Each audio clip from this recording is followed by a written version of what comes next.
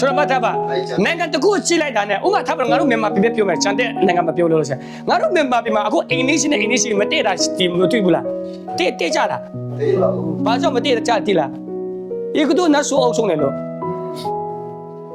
ဒီအခန်းငါတဲ့အဖွဲနဲ့ဒီကအခန်းငါတဲ့အဖွဲဒီနှခမ်းတောင်မှမတည့်ကြဘူးဘာကြောင့်လဲတိလား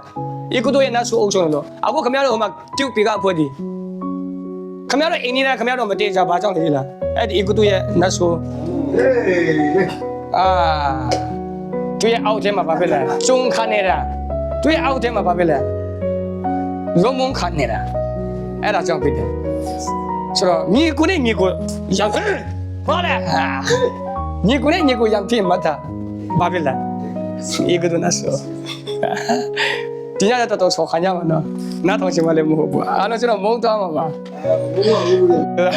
ဟုတ်ပြီဟိုကအခန်းရတော့ပါတော့ကိုပဲပါအဲ့လိုပြေးစိတ်ကြီးသူ့ရဲ့အချင်းမှာပြက်လိုက်တယ်ဆိုတော့ဒီကတော့ပြည့်စိတ်ကပက်သွားမှာသူ့ရဲ့အထက်မှာစိတ်ပက်သွားမှာသူ